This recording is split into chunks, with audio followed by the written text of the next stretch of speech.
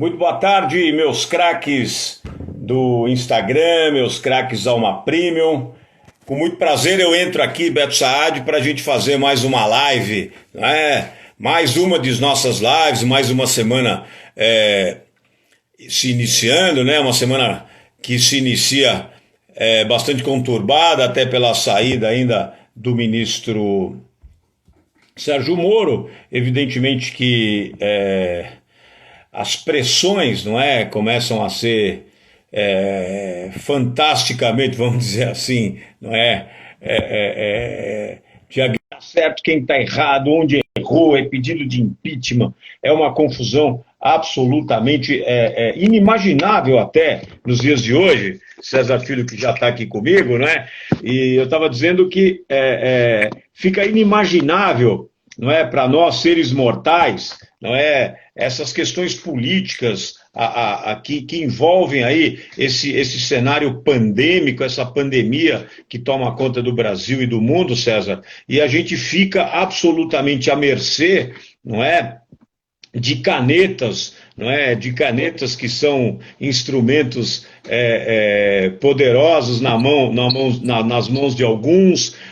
Bolas que eu sou o dono da bola e se eu não jogar, se você vier contra mim, eu acabo levando a bola embora e não tem jogo. Enfim, uma troca de acusações absolutamente dispensável nesse momento, mas enfim, o Brasil, eu costumo dizer, é inoxidável, é formado por nós, e nós é que temos efetivamente que merecer aplausos, porque nós trabalhamos, nós pagamos impostos, nós somos pessoas absolutamente cristãs, que temos princípios, valores e, é claro, a gente está levando aqui mais uma informação importante com a sua participação que vai contribuir, sem dúvida alguma, para que as pessoas possam tomar decisões, porque o terreno ainda é de incerteza. Seja muito bem-vindo, meu craque amigo, irmão César Filho, prazer em tê-lo aqui. Prazer é meu, Beto. Boa noite a você e a todos que estão nos acompanhando a partir de agora. Acima de tudo, eu acho que ficou faltando apenas uma única qualificação para o brasileiro. Nós somos muito criativos, né? O Brasil está sempre se reinventando, sempre criando algo e está sempre surpreendendo o mundo. E eu acho que a gente vai se surpreender mais uma vez. Apesar de tudo, apesar de todos, a gente vai conseguir se superar e eu acho que o Brasil vai sair de uma forma muito melhor do que muitos outros países, inclusive com mais estrutura até culturalmente falando do que o Brasil, de toda essa história, tanto da parte política como da parte sanitária, com relação ao que a gente está vivendo nessa pandemia do coronavírus.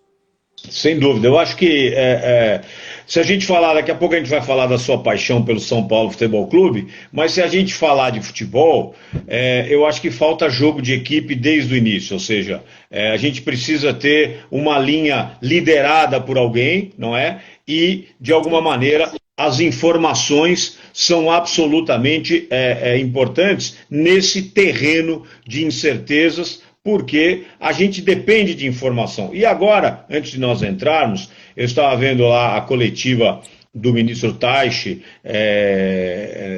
o ministro da Saúde e com seu ministério, e um de seus assessores, aliás, me chamou muito a atenção. Ele enalteceu e falou, é minha primeira vez aqui, ele é o assessor especial do Ministério da Saúde, ele entrou com o ministro Taixe, e ele disse assim, hoje a nossa missão é muito mais fácil, está muito mais facilitada do que os nossos antecessores, porque eles pegaram um vidro opaco. Hoje a gente consegue trabalhar um pouco melhor. Quer dizer, essa manifestação inicial de alguém que senta no Ministério da Saúde, que teve uma saída conturbada do ministro Mandetta, e já chega dando uma declaração como essa, César, é sinal de que a gente colocou lá pessoas que têm uma linha muito mais voltada para a população, para o público, do que política. Ou seja, está muito mais preocupado em sanear o problema do que político. Mas vamos nessa. Meu craque César Filho, você fez parte de grandes emissoras de rádio e televisão. Você começou no rádio, assim como eu comecei no rádio, você começou no rádio. E Nós somos você... da mesma fase, a mesma geração, com os mesmos somos... ídolos, com as mesmas Exatamente. pessoas, a gente tinha os mesmos sonhos daquele início de juventude, né, de adolescência, acompanhando sempre os mesmos craques, acompanhando os Santos, Fausto Silva, Cândido Garcia na Rádio Jovem Pan, né? Eles eram os meus ídolos, esses eram os meus ídolos, né? De quando eu tinha 12, 13 anos, eu ia para o estádio com radinho de pilha. Eu tinha um nome, eles entregavam um panfleto na entrada do estádio com a foto do Joséval Peixoto, a foto do Osmar Santos, escrito assim: quando não é um, é outro. Joséval Peixoto, Osmar Santos. Cândido Garcia, Fausto Silva. Eu recortava o nome do Osmar, recortava o nome do Fausto, o nome do Cândido e colava no meu radinho de pilha. E o radinho de pilha era o meu grande companheiro. Eu gravava as transmissões do Osmar Santos, independentemente de ser jogo do São Paulo ou não, para ouvir depois, para ficar ouvindo o Osmar narrar os jogos, para ouvir como que o Fausto fazia as reportagens, como que o Cândido fazia as reportagens. Então, assim, já era um desejo, um sonho antigo de poder um dia trabalhar com eles. Eu tive a sorte do Cândido me lançar. A primeira vez que eu fui ao ar, meu teste... Isso foi nos anos 70, foi anos 70, isso? 80. Exatamente em 1980. Isso foi exatamente no ano de 1980. Mas eu tive a felicidade de fazer grandes coberturas. Eu não cheguei a fazer futebol na PAN, porque o Cândido falou: você ainda tem que amadurecer bastante. Ele fala assim: você vai fazer tudo menos futebol. Você está pensando que você vai chegar aqui e vai começar fazendo futebol? Não, você vai fazer ciclismo, vai fazer boxe, vai fazer isso, vai fazer aquilo. Mas eu fiz o Nelson Piquet campeão do mundo. Eu peguei automobilismo e essa sorte, tá vendo? Não, mas o nosso sonho, quer dizer, o meu, quando eu entrei na PAN em 78, que eu fiquei o show de rádio saiu, se não me engano, em 1980, foi para Bandeirantes. Eu tive a sorte de trabalhar lá no show de rádio também, não é? E, claro, a gente queria fazer futebol, porque na Jovem Pan, Cândido Garcia, Fausto Silva, Osmar Santos, Joséval Peixoto, na Bandeirantes, o Fiore Giliotti, ou seja, a gente tinha uma linha romântica. Naquela época, o rádio era o grande companheiro, você disse bem, quer dizer, a gente ia para o estádio ouvindo radinho de pilha, não é? E aí a sua paixão, já que você falou de futebol e de rádio, você ia para o estádio com a sua mãe, é isso? Eu cheguei Não, na verdade, meu pai me levava, meus pais eram separados, né? E eu vim para São Paulo, cheguei com 9 anos de idade, e meu pai se mudou para cá quando eu já tinha 12. A partir daí eu passei a ir muito no estádio com meu pai. Minha mãe deixava meu irmão e eu na porta do estádio para ver jogo. Mas meu irmão mais velho que eu, ele era santista, então eu só ia assistir jogo do Santos com ele. Mas tive a felicidade, tenho que agradecer ao Saulo, porque eu assisti o Pelé, eu vi o Pelé em campo graças a ele. Garotinho, pequenininho, mas vi grandes jogos com o Pelé em campo por causa disso. E depois aí meu pai, quando eu já tinha 12 anos, meu pai, São Paulino, assim, mas assim, doente, totalmente doente, apaixonado pelo São Paulo, e ele me levava aos jogos do São Paulo. E aí, quando teve uma época, quando o São Paulo ia para as grandes decisões, o meu pai dizia que ele não ia. Ele falava: eu não vou porque senão eu vou infartar e vou morrer dentro do Morumbi. Então, como eu era ainda criança, minha mãe chegou a me levar em final. Então, minha mãe que pegava o fusquinha azul dela e íamos para o Morumbi e me levava na arquibancada para assistir o São Paulo na final, minha mãe e eu. Minha mãe foi uma grande guerreira, acima de tudo uma grande parceira, que sempre quis ver os filhos muito felizes. Então, tudo que a gente comprava de ideia, ela batalhava para que a gente desse certo. Isso é muito legal, porque acabou interferindo, né, no teu DNA, óbvio, a veia artística já estava em você. E aí você foi para a Rádio Jovem Pan, apaixonado pelo São Paulo, mas pelo futebol, ou seja, a gente viu o Pelé jogar, a gente viu grandes jogadores jogar, e a gente ficava absolutamente consumido pelo rádio e pela televisão para a gente assistir futebol, não é? E para os mais novos que estão nos vendo aí, naquela época não tinha essa facilidade, porque os jogos eram domingo e quarta-feira, e o rádio era o nosso grande companheiro, ou seja, não é, César? Passava o tape, né, Pedro? Não era nem ao vivo, era o videotape, né? Não era. Isso mesmo. Não tinha essa história de poder. Jogo ao vivo não tinha. Não. Exato. Só para que os craques tenham ideia, a TV a cores, TV colorida, chegou em 72, ou seja, se não me engano, foi Santos e Palmeiras o primeiro jogo, não é? De Leão, Eurico, Luiz Pereira, Alfredo e Zeca, Dudu e Ademir, Edu, Leivinha, César e Ney. Foi o primeiro. Foi o primeiro Palmeiras, não é? E Santos. O Santos tinha Serras, Carlos Alberto, Turcão, Oberdan e Zé Carlos, Clodoaldo, Pelé e Brecha, Manuel Maria, Nenê e Edu. Então, e o árbitro era Armando Marques, ou seja, que você Armando xingava Marques. muito nas arquibancadas. Então, é muito legal, porque a gente Sabe, viveu um tempo. Oi, diga. você falou aqui do Armando, eu sei que você fez umas chamadas aí para os nossos amigos da confraria e para outros grupos que a gente faz parte. Você falou que ia contar histórias inéditas, né? Então eu vou contar aqui algumas passagens que eu nunca contei antes. Que eu vou contar Então que eu me tive com o fala. Armando. Eu me encontrei com o Armando uma vez fazendo um voo São Paulo-Rio de Janeiro, na ponte aérea. A gente não se conhecia. E eu já estava fazendo televisão, já tinha, eu acho que eu estava fazendo TV Mulher e Fantástico, e aí eu estava indo para o Rio de Janeiro para fazer o Fantástico.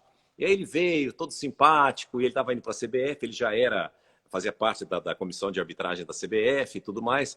E aí a gente começou a conversar de várias histórias e tudo mais. E aí ele me contou duas histórias fascinantes. Uma delas, que eu vou contar agora para você, que ele disse que é o seguinte, ele fazia a roupa... Você se lembra que ele tinha uma roupa, a roupa dele era toda brilhante, lembra disso? Opa! Então, mas Impecável, olha um detalhe, impecável. impecável. Olha só, eu vou te contar um detalhe que talvez você não saiba, mas o grande público que está acompanhando a gente certamente não conhece. Ele falou para mim o seguinte, primeiro ele falou assim, aquela roupa que eu usava era uma seda italiana masculina, eu fiz questão de pensar que ela era masculina, e quem fazia o uniforme dele, você sabe quem é?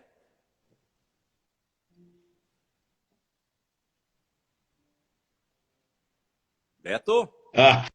Oi, Você sabe diga. você sabe quem fazia os uniformes do Armando? Não, O não Denner. sei. O O Denner? O Denner, Nossa, o figurinista, ele que o costurava para o estilista. Armando, e o estilista fazia o uniforme do Armando. Eu nunca soube disso. Aí ele me disse que uma vez ele estava apitando não sei se foi uma decisão, mas um jogo importante no Rio de Janeiro, no Maracanã, um Fla-Flu, um Flamengo, um Botafogo, um Vasco e Fluminense, eu não me lembro qual era o jogo. E o jogo, como a gente estava dizendo, terminava muito tarde, passava o videotape muito tarde da noite. Diz que ele já estava dormindo.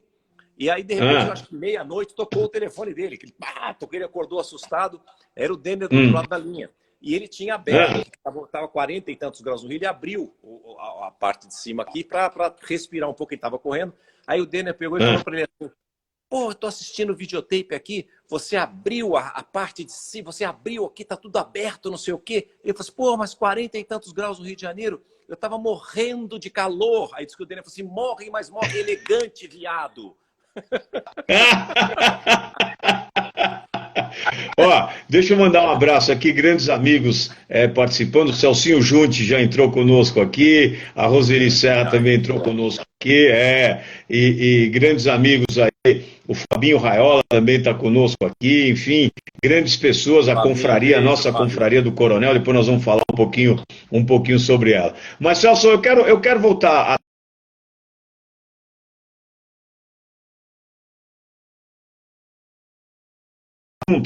e a gente ficaria aqui horas falando sobre as suas histórias e principalmente a tua biografia dentro da televisão.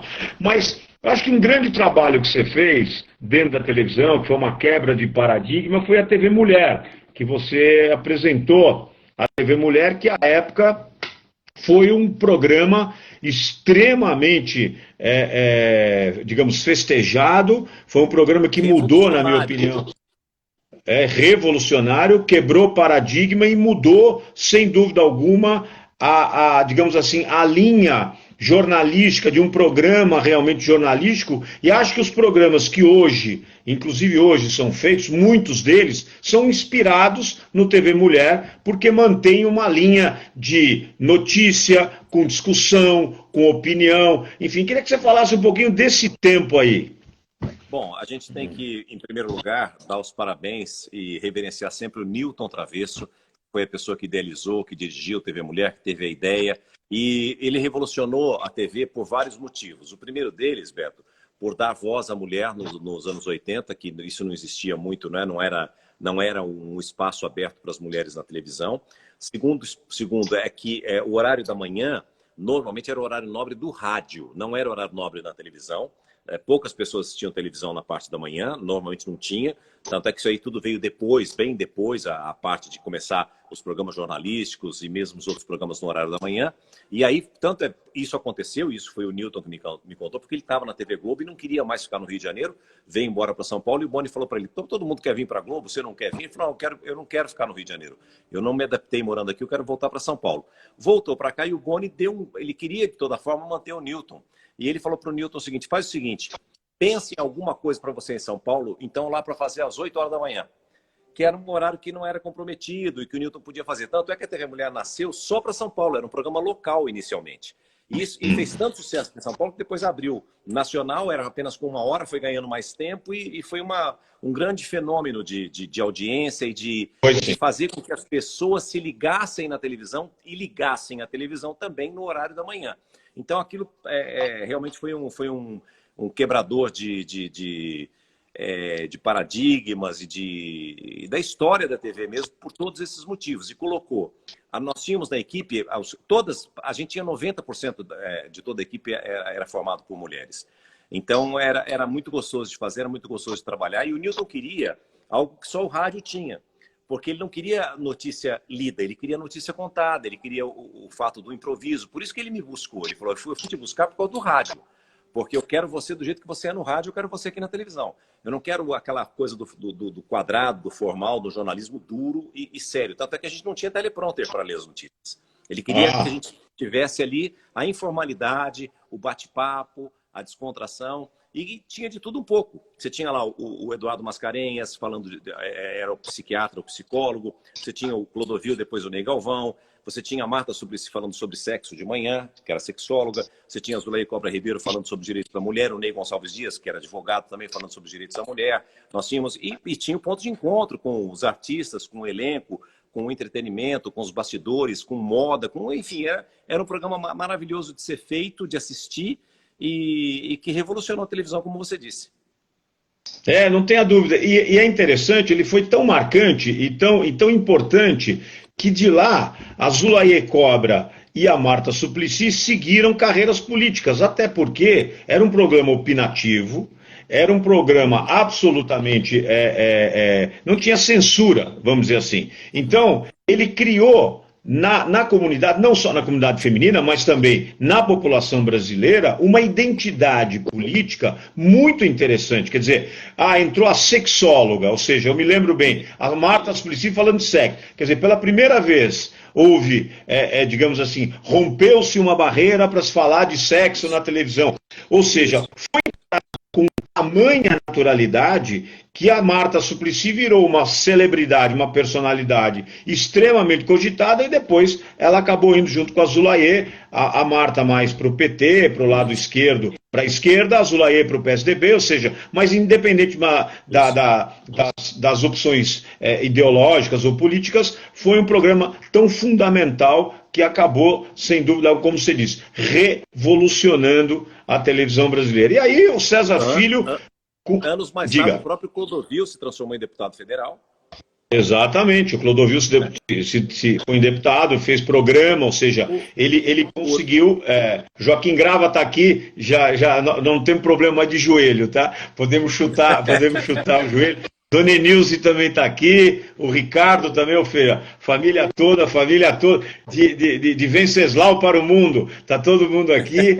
E, César, e é muito legal isso, porque o rádio, para que as pessoas saibam, o rádio, nós que nascemos no rádio, o rádio é tão fundamental que ele gera essa capacidade de improvisar, essa capacidade criativa. Você falou de criatividade, que o brasileiro é criativo, mas nós que trabalhamos no rádio, a gente cria, o rádio ele permite que a gente tenha essa capacidade para poder desenvolver atividades informativas, mas com muita criatividade, com bom humor, ou seja, com uma linha menos quadrada, como você mesmo disse. E aí você foi, e as coisas foram acontecendo, o TV Mulher foi, sem dúvida alguma, esse gigante, vamos dizer, das telas, e você continuou trilhando o seu caminho, e a televisão fazendo parte da sua vida.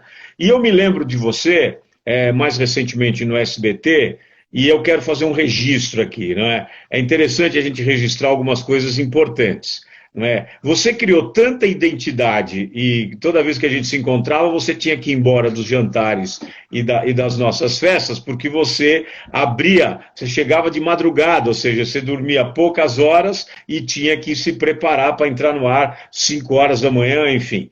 E aí, quando esse jornal do SBT você acabou saindo do SBT porque você realmente não reunia mais condições físicas para poder fazer esse jornal, ficou tão interessante que aí você foi substituído, não sei por quem, enfim, e aí só que o jornal acabou não tendo a repercussão que tinha com você, tamanha a identidade, tamanha a emoção, tamanha a credibilidade. E quando eu fiz a chamada da nossa live, eu disse que você tem uma marca importante, que você vai atrás da notícia, você não fala da boca para fora, sem estar absolutamente informado com todas as nuances de qualquer notícia que você dê. Queria que você falasse um pouquinho desse momento madrugada. Como é que é a vida? Muda tudo na vida, na família, enfim, me conta aí um pouco. Muda o seu relógio biológico, né? Começar por aí. Eu acordava às 3 da manhã, então saía de casa. Eu sei que tem muito trabalhador que faz isso, né? Eu sei que tem muita gente que encara isso, que pega transporte coletivo, sai de madrugada e tal. Tem pessoas que se adaptam, tem pessoas que não se adaptam, né? Eu fiquei quase 3 anos fazendo isso, mas eu tinha certeza de que algo positivo iria acontecer, porque era tudo muito solitário, o dia escuro, completamente escuro. Eu pegava aqui Rodoanel, tudo escuro, tudo assim, era muito depressivo, vamos dizer assim, o caminho todo e tal. Mas eu não tinha, eu tive uma privação de sono. Eu acordava durante a madrugada, olhava o relógio assim, 1h30 da manhã, 2 horas da manhã, falava, bom, posso dormir mais 1 hora. Isso me custou caro, porque eu tive uma isquemia cerebral no meio do caminho. Mas eu não parei de trabalhar nenhum dia. Mas eu sabia que de alguma forma Deus iria me recompensar. Eu comecei lá tinha meia hora, era das 7 às 7h30. Começou a dar bastante audiência, foi para das 7 às 8, depois foi das 7 às 9, depois das 6 às 9, e aquilo foi crescendo. E o que você falou é muito importante para mim pelo seguinte, não foi só o número da audiência, porque a gente começou a bater a Globo às 6 horas da manhã.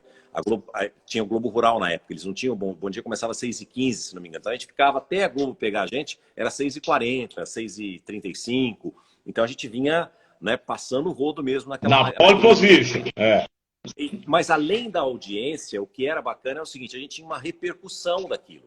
Porque não era só o número. Porque às vezes tem programas que dá audiência, mas que não gera nada. Quer dizer, não tem uma repercussão do público, de empatia, de comentário, de rede social, de nada disso, né? E a gente tinha muito isso naquela época. Então era um horário muito... também naquela parte, tipo assim, acho que eles me deixaram tão à vontade ali. E eu acredito que eu tenha sido... Eu comecei tirando a gravata, acho que em 2000 eu preciso voltar aqui para eu me lembrar. Mas eu tirei a gravata no boletim de ocorrência a primeira vez. Tomei uma bronca do Luiz Gonzaga Mineiro, inclusive, porque eu já entrei no estúdio sem a gravata e ele ficou bravo comigo. Mas depois, quando eu fui fazer de manhã, eu tinha visto na Fórmula 1, os caras em Mônaco, os caras foram de blazer, camisa, calça jeans, sapato e sem meia. Mas usando um sapato de marca, evidentemente, né, com aquelas coisas de grife e tal, mas pô, que bacana, que visual legal. Eu falei, eu vou tentar fazer isso. Eu falei com o Dedé, que era figurinista, eu falei, Dedé, eu quero fazer isso aqui. Ele falou assim, não, mas precisa pedir autorização. Eu falei, se pedir autorização, eles não vão deixar. Tem que entrar lá. Então eu falei, faz o seguinte, eu vou trazer de casa e vou entrar. Você fala, o César fez porque ele quis. E a gente começou a fazer e ninguém falou nada. Então, assim, tinha muito essa coisa que acho que a maioria não assistia, quem puder, talvez. Então, a gente tinha muita liberdade para fazer. E eu tinha muita inspiração do rádio. Eu me lembrava muito do Zebete, porque era o horário da manhã. Então, eu tinha o barulho da água igual do Zebete. Falava gordo, gorda, igual o Zebete. Falava do Zé, falava que era uma marca que era do Zebete. Joga água no gordo, cutuca o gordo e tal. E veio muita história do Falso na época do Perdidos na Noite. Então, eu coloquei os câmeras como personagens do programa. Eu falei assim, olha, a gente não tem munição aqui de reportagem para bater Globo e Record. A gente vai ter que ganhar o público na simpatia. E acabou dando certo, porque a gente fazia aquilo lá com tanta leveza, apesar das notícias, com uma desenvoltura, então virou um companheiro. Então eu dizia assim, a pessoa que está tão cedo com a gente na TV, muitas vezes nem está vendo a tela, mas está ouvindo o que a gente está falando. Então vamos fazer a sonoridade do programa de rádio, com as vinhetas, com tudo, para que a gente tenha essa identidade com as pessoas. Então, muita gente falava, pô, eu estou lá me trocando, mas a TV tá ligada. Eu estou tomando café, eu estou fazendo café no fogão, mas estou te ouvindo. Então isso acabou funcionando de uma forma que foi muito bacana para a gente. Foi assim, foi fundamental. E tudo, eu acho assim, Beto, a gente é um pouco ou muito de tudo que a gente ouviu. Eu, pelo menos, me identifico até hoje. Às vezes eu falo alguma coisa que eu me vejo na memória de algum ídolo que eu tive e ainda tenho e que alimentaram todos esses sonhos que eu tive, sabe?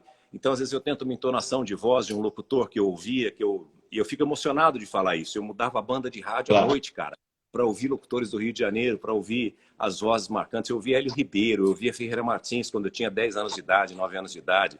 Então, isso tudo me preencheu de uma forma, me abasteceu com conteúdo... não de querer ser igual a ele, sabe? Mas de tentar buscar... Como fontes inspiradoras. De fontes de inspiração. Até hoje eu tenho isso, eu falo, caramba, eu me vejo às vezes, sabe? Falando de uma forma que, como se eu estivesse resgatando alguém lá de trás para que eles estivessem, talvez, me ajudando a construir algo assim. Agora, você falou da notícia, e desculpa eu acelerar tanto aqui, o José Roberto Trinca, diretor-geral da American Airlines, nosso amigo, ele me disse uma frase no almoço que eu não esqueci. Ele me disse o seguinte, antigamente nós corríamos atrás da notícia, hoje a notícia corre atrás da gente. E é verdade, antes você tinha que ligar o rádio, pegar o jornal de manhã, ligar uma televisão para que você pudesse ir atrás de uma notícia e ficar informado daquilo que você queria. Hoje você pode estar em qualquer lugar do mundo, o teu telefone manda uma mensagem de texto para você, trazendo uma notícia, trazendo uma informação, mesmo que você não queira ser informado, você pode estar de férias, você pode estar desligado do mundo, que a notícia corre atrás de você. É incrível isso, né?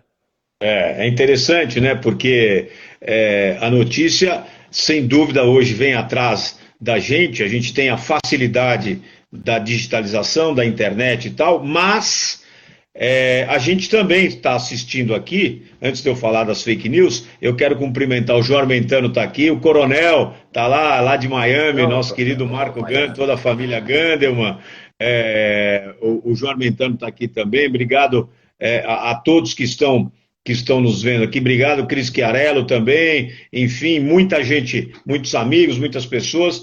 E Miami, Portugal, Peru, Espanha, Grécia, enfim, nós estamos aí, meu craque, você é bastante. O Marinho 40 está aqui da Fox Sports, nós estamos, claro, com César Filho, afinal de contas, essa resenha, e eu tenho me caracterizado por isso, eu tenho deixado as pessoas bem à vontade, eu tenho trazido muitos amigos para falar. E as pessoas acabam contando histórias porque somos amigos. Enfim, o Neymar acabou falando que o Neymar Júnior quase foi para o Corinthians numa passagem que a gente estava na casa do amigo nosso comendo pizza, você sabe disso. E aí surgiu essa ideia, surgiu esse movimento, estava lá os presidentes de clube e tal. Diga. Neymar e Ganso. Neymar e Ganso, exatamente, Neymar e Ganso. Ele queria pegar os dois de uma vez, depois o Neymar foi para o Barcelona e o Andrés queria. Enfim, a gente conta essas histórias porque realmente são interessantes. E aí, César, é bem legal isso, porque essas referências, e eu queria chegar nisso, ou seja, quando você se emociona, e eu também me inspiro em muitas pessoas, das quais você falou. Osmar foi meu chefe, eu tive o privilégio de trabalhar com o Osmar, tive o privilégio de trabalhar com quem me levou para o rádio foi o Pedro Luiz Pauliello, um dos maiores narradores da história do rádio esportivo, enfim, Roberto Avalone. Então eu tive a felicidade também de ter algumas pessoas até hoje, não é? O Fausto, o Musa, enfim, amigos nossos do nosso dia a dia, Muricy Ramalho, que nos ajudam a compor as nossas ideias. Mas essas referências, elas são importantes porque nós temos um propósito. E quando, mesmo as notícias chegando até a gente, se nós não gerarmos credibilidade, as notícias que a gente passa da nuvem, se a gente não for atrás para saber se aquelas notícias são efetivamente verdadeiras, a gente se torna medíocre. E essa não é a nossa missão nessa terra. Ou seja, quando eu escrevi sobre você, falei, não, ele vai atrás e não fala. Então, hoje, tanto é verdade que vai ter uma CPI aí das fake news, que o presidente vai ser chamado, que o Moro vai ser chamado, enfim, porque se criou um fantasma de abastecer, ou seja, de se manipular a notícia. Então, a credibilidade do jornalista também hoje é colocada em questão, independentemente das notícias chegarem. E essa é uma marca que você tem. Essa é uma marca muito legal que você tem, porque você se aprofunda, você vai atrás e você, dentro da sua, evidentemente, do seu jeito, da sua bossa, do seu carisma, você consegue levar as notícias com muito mais leveza e com muito mais bom humor, que é uma marca muito legal que você tem. É que, assim, hoje, Beto, as fake news elas são tão bem feitas que elas parecem verdadeiras. Então, principalmente quando você recebe isso através de mensagens de telefone, de grupos e tudo mais, elas são muito, mas muito bem feitas. Elas parecem verdadeiras.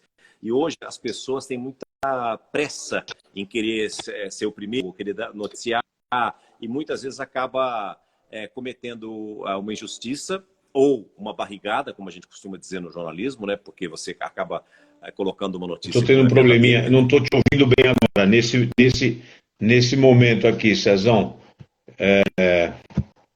Agora sim, agora agora te vejo bem. Seguinte, agora te vejo bem.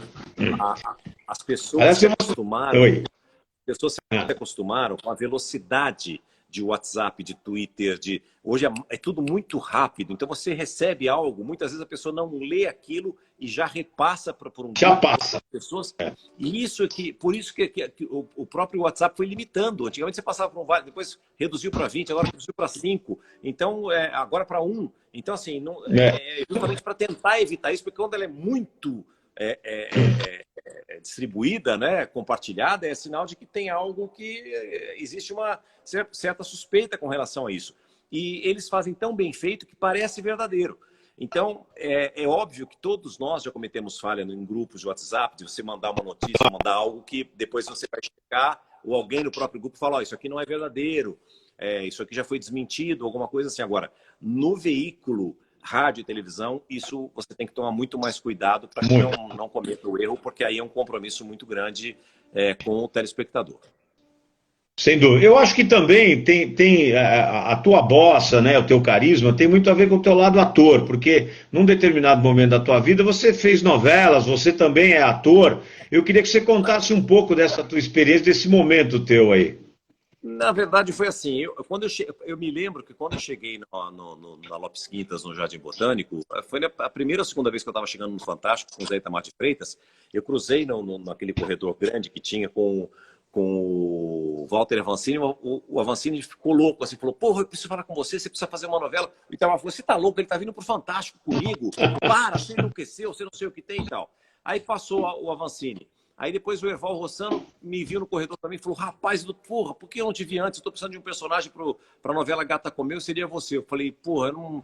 E o Erval ficou bravo comigo porque eu recusei. Porque ele falou, pô, todo mundo quer fazer a novela, você não quer? Eu falei, mas eu não quero, eu sou ator tal. Aí veio o Wolf Maia e me convidou para uma outra novela que era Tititi. Aí também não fiz a novela com o Wolf, mas o Wolf ficou numa boa. Aí o Jaime Monjardim, que é meu amigo também, falou, porra, tem um papel que você tem que fazer a novela, uma novela de época, não sei o quê. Eu falei, Jaime, eu não quero. Não... Ele falou, mas deixa eu gravar pelo menos um teste com você. Aí eu, meu Deus do céu, tá bom, Jaime, vamos fazer. Aí fiz o teste, ele falou, tá aprovado, não sei o que tem. Eu falei, não, eu não quero. Aí ele foi falar com o Newton, para o Newton me convencer, para ajudar e tal, e eu não fui. Aí a TV Mulher terminou, porque a Globo contratou a Xuxa, e a Xuxa veio da Manchete, e eles estrearam a Xuxa pela manhã, a Xuxa explodiu no horário, e aí era uma coisa... Aí o Boni falou assim, pô, não vamos mais voltar com a TV Mulher, deixa a Xuxa, e ficou a Xuxa, e eu tinha contrato com a Globo, ganhando muito bem na época, no meu contrato, sem trabalhar. E aí o Wolf voltou à carga e me chamou para fazer um personagem que era um radialista na novela e tudo mais. Aí eu fui falar com o Boni falou, não, todo mundo tá pedindo para você fazer, faz pelo menos essa aí para ver se você gosta e tal. Aí eu fiz, mas assim, eu sempre senti que tinha, e tem pessoas que gostam muito mais dessa arte do que eu. Assim como eu gosto muito mais da arte de apresentar do que de atuar. Então eu não me sentia ali. Eu achei que ali não era a minha vida, não era o meu amor, não era a minha paixão, como foi o rádio, como é o rádio, como é a TV na área de apresentar, de comunicação, é completamente diferente. Então eu preferi me dedicar e ficar exclusivamente com relação à apresentação de programas mesmo. Mas foi legal, porque de alguma maneira acabou. O Sadalinha está aqui também, nosso Sadalinha também acabou de entrar aqui, mandando um abraço. E é bem legal. Portugal, a Suzana também de Portugal, muito obrigado a todos aí. E é legal, porque. O Cezão Fonseca, obrigado, Cezão. E é legal porque a gente acaba acumulando experiências, não é? E esse lance de flertar com a câmera, não é? E a gente, quando você flerta com a câmera e a câmera flerta contigo, é tudo diferente, ou seja, você está muito bem à vontade, você está muito mais identificado e isso acaba passando para as pessoas e você fica muito mais tranquilo. Acho que essa composição de experiências, não é, te levaram aonde você está, ou seja, numa posição legal. Hoje você está lá na Record, hoje em dia, que é um programa extremamente também informativo, opinativo, com notícias, ou seja, a TV Mulher sempre fazendo um pouco de parte aí da tua vida nas composições, sejam elas quais forem, e seja, obrigado Celinha, Reinaldo Garcia, sejam elas as emissoras que forem, mas enfim. E aí o Cezão foi, ele invadiu e tal, e aí foi, diga César. E também porque, Beto, e também pelo seguinte, a gente é de uma geração em que a gente fazia de tudo. Então, no rádio, na televisão, eu fui redator, eu fui produtor, eu fui diretor, eu fui editor de imagem, eu fui tudo que tinha para fazer, a gente fazia. Então, não tinha aquela coisa, eu sou só isso, entendeu? Então, tudo que a gente tinha que fazer, a gente fazia. Então, olha, faltou alguém aqui, vamos embora. A gente queria trabalhar. A minha vida, eu comecei muito garoto, eu me lembro, em época de várias, na época da Rádio Bandeirantes, eu fazia a MFM e TV Bandeirantes. Eu chegava lá na Radiantes 13, 8h30 da manhã, 9h da manhã, saí de lá 10 horas da noite. Às vezes 10h30 da noite, passava o dia inteiro lá. Então, assim, tudo que você puder imaginar que você pode fazer numa emissora de rádio e TV, eu fiz. E fiz com o maior prazer, e fiz com alegria. E você falou de eu ter passado pelas emissoras, eu falo isso com o maior prazer do mundo e com o maior orgulho do mundo de ter passado por tantas e tantas emissoras. De TV eu só não fiz Gazeta. Até Cultura eu fiz, cobrindo férias, mas fiz 3 meses da Cultura. E foi lá que o Nilton e o Boni me viram, cobrindo férias da Cultura, fazendo um jornal à meia-noite chamado Sinopse. Então, eu estou falando tudo isso porque às vezes você pensa assim, você ia para lá e fala assim, pô, estou cobrindo férias aqui, ninguém vai me contratar, fazendo um jornal à meia-noite na Cultura naquela época, você fala, ninguém está me vendo, né? Não, o Nilton outra vez estava te vendo, o Boni estava te vendo, e foi ali que eu fui no TV Globo. Então, assim, é muito bacana tudo isso. E quando o seu Marcelo Silva me disse no almoço uma vez, sabe por que eu fui te buscar no SBT? Eu ia falar para ele assim, por causa da audiência que eu estava dando de manhã, estava incomodando e tal, mas fiquei quieto. Ele falou para mim assim, eu fui te buscar porque você foi muito bem e você deu certo em todas as emissoras por onde você passou.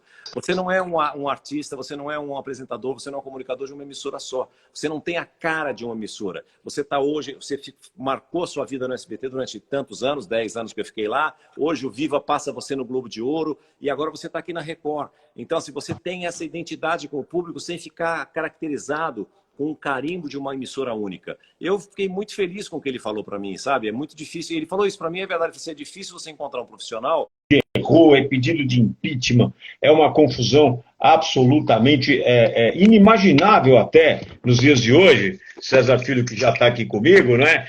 E eu estava dizendo que fica inimaginável, não é, para nós seres mortais, não é, essas questões políticas que envolvem aí esse cenário pandêmico, essa pandemia que toma conta do Brasil e do mundo, César, e a gente fica absolutamente à mercê, não é, de canetas, não é, de canetas que são instrumentos poderosos nas mãos de alguns, bolas que eu sou o dono da bola e se eu não jogar, se você vier contra mim, eu acabo levando a bola embora e não tem jogo. Enfim, uma troca de acusações absolutamente dispensável nesse momento, mas enfim, o Brasil Brasil, eu costumo dizer, é inoxidável, é formado por nós. E nós é que temos efetivamente que merecer aplausos, porque nós trabalhamos, nós pagamos impostos, nós somos pessoas absolutamente cristãs,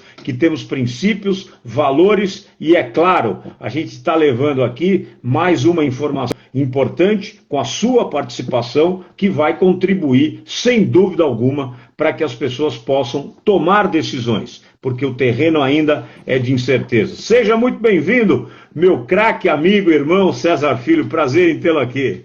Prazer é meu, Beto. Boa noite. Você a todos que estão nos acompanhando a partir de agora.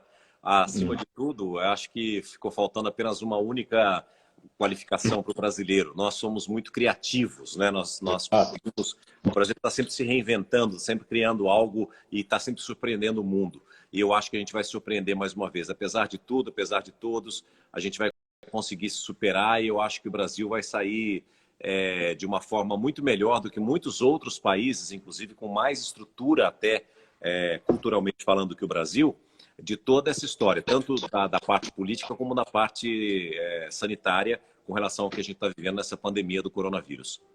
Sem dúvida. Eu acho que se a gente falar, daqui a pouco a gente vai falar da sua paixão pelo São Paulo Futebol Clube, mas se a gente falar de futebol, eu acho que falta jogo de equipe desde o início, ou seja, a gente precisa ter uma linha liderada por alguém, não é? E, de alguma maneira, as informações são absolutamente importantes nesse terreno de incertezas, porque a gente depende de informação. E agora, antes de nós entrarmos, eu estava vendo lá a coletiva do ministro Taixe, o ministro da Saúde e com seu ministério, e um dos seus assessores, aliás, me chamou muito a atenção. Ele enalteceu, ele falou, é minha primeira vez aqui, ele é o assessor especial do Ministério da Saúde, ele entrou com o ministro Taixe, e ele disse assim, hoje a nossa missão é muito mais fácil, está muito mais facilitada do que os nossos antecessores, porque eles pegaram um vidro opaco. Hoje a gente consegue trabalhar um pouco melhor. Quer dizer, essa manifestação inicial de alguém que senta no Ministério da Saúde, que teve uma saída contada do ministro Mandetta, e já chega dando uma declaração como essa, César, é sinal de que a gente colocou lá pessoas que têm uma linha muito mais voltada para a população, para o público, do que política.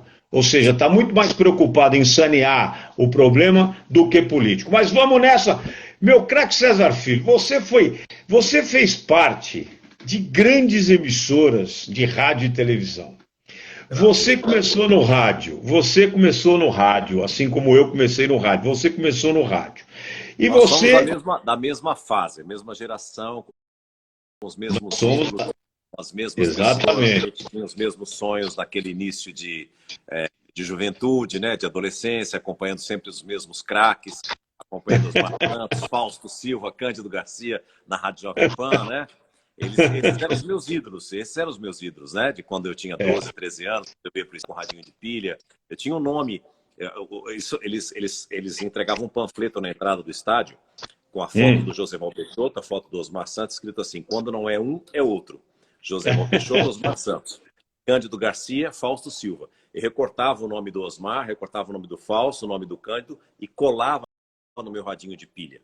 E o radinho de pilha era o meu grande companheiro. Eu gravava as transmissões do Osmar Santos, independentemente de ser jogo do São Paulo ou não, para ouvir depois, para ficar ouvindo o Osmar narrar os jogos, para ouvir como que o Fausto fazia as reportagens, como que o Cândido fazia as reportagens. Então, assim, já era um desejo, um sonho antigo de poder um dia trabalhar com eles. E eu tive a sorte do Cândido me lançar. A primeira vez que eu fui ao ar, o meu teste... Isso foi nos anos 70, foi anos 70, isso? 80. Exatamente. Anos 80. Exatamente em 1980. Isso foi exatamente no ano de 1980. Mas eu tive a felicidade de fazer grandes coberturas. Eu não cheguei a fazer futebol na PAN, porque o Cândido falou, você ainda tem que amadurecer bastante. Ele fala assim, você vai fazer tudo menos futebol. Você está pensando que você vai chegar aqui e vai já começar fazendo futebol? Não, você vai fazer ciclismo, vai fazer boxe, vai fazer isso, vai fazer aquilo. Mas eu fiz o Nelson Piquet campeão do mundo. Eu peguei automobilismo e essa sorte. Não, mas o nosso sonho, quer dizer, o meu, quando eu entrei na PAN em 78, que eu fiquei com o show de rádio saiu, se não me engano, em 1980, foi para Bandeirantes. Eu tive a sorte de trabalhar lá no show de rádio também, não é? E claro, a gente queria fazer futebol, porque na Jovem Pan, Cândido Garcia, Fausto Silva, Osmar Santos, José Val Peixoto, na Bandeirantes, o Fiore Giliotti, ou seja, a gente tinha uma linha romântica. Naquela época, o rádio era o grande companheiro, você disse bem, quer dizer, a gente ia para o estádio ouvindo radinho de pilha, não é? E aí a sua paixão, já que você falou de futebol e de rádio, você ia para o estádio com a sua mãe, é isso? Eu cheguei Não, na verdade, meu pai me levava. Meus pais eram separados, né? E eu vim para São Paulo, cheguei com 9 anos de idade, e meu pai se mudou para cá quando eu já tinha 12. A partir daí eu passei a ir muito no estádio com meu pai. Minha mãe deixava meu irmão e eu na porta do estádio para ver jogo. Mas meu irmão mais velho que eu, ele era santista, então eu só ia assistir jogo do Santos com ele. Mas tive a felicidade, tenho que agradecer ao Saulo, porque eu assisti o Pelé, eu vi o Pelé em campo graças a ele. Garotinho, pequeno, de grandes jogos com o Pelé em campo por causa disso. E depois aí não, aí meu pai, quando eu já tinha 12 anos, meu pai São Paulino, assim, mas assim, doente, totalmente doente, apaixonado pelo São Paulo, e ele me levava aos jogos do São Paulo, e aí quando chegou, teve uma época, quando o São Paulo ia para as grandes decisões, o meu pai dizia que ele não ia, ele falava, eu não vou porque senão eu vou infartar e vou morrer dentro do Morumbi. Então, como eu era ainda criança, minha mãe chegou a me levar em final. Então, minha mãe que pegava o fusquinha azul dela e me levava, íamos para o Morumbi e me levava na arquibancada para assistir o São Paulo na final, minha mãe e eu. Minha mãe foi uma grande guerreira, acima de tudo uma grande parceira, quis ver os filhos muito felizes. Então, tudo que a gente comprava de ideia, ela batalhava para que a gente desse certo.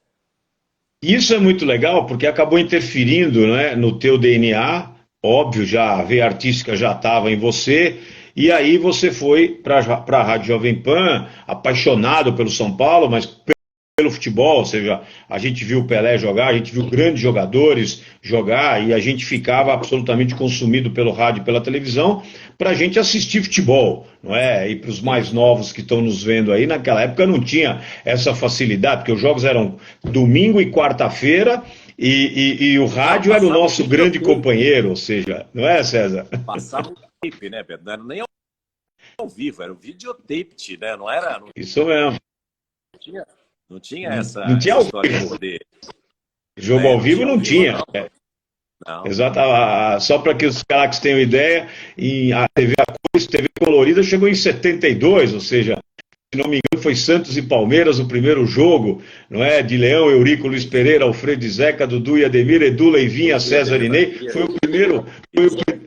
Foi o primeiro Palmeiras, não é? E Santos. O Santos tinha Serras, Carlos Alberto, Turcão, Oberdan e Zé Carlos, Clodoaldo, Pelé e Brecha, Manuel Maria, Nenê e Edu. Então, e o árbitro era Armando Marques, ou seja, que você xingava muito nas arquibancadas.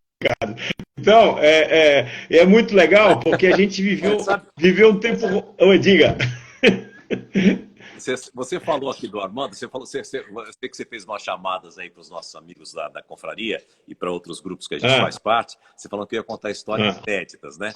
Então eu vou contar aqui algumas passagens que eu nunca contei antes. Que eu vou contar aqui com o Armando. Eu me encontrei com o Armando uma vez fazendo um voo São Paulo-Rio de Janeiro, na ponte aérea. A gente não se conhecia.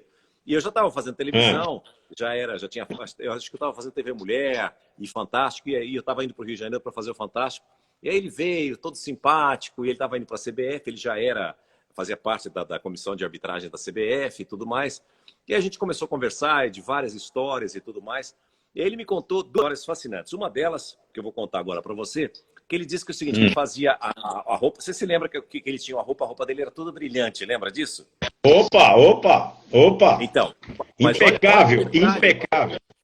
Impecável. Olha só, eu vou te contar um detalhe que talvez você não saiba, mas o grande público que está acompanhando a gente certamente não conhece. Ele falou para mim o seguinte, Ah, primeiro ele falou assim, aquela roupa que eu usava era uma seda italiana masculina, ah, fez questão de pensar que ela era masculina, e quem fazia o uniforme dele, você sabe quem é?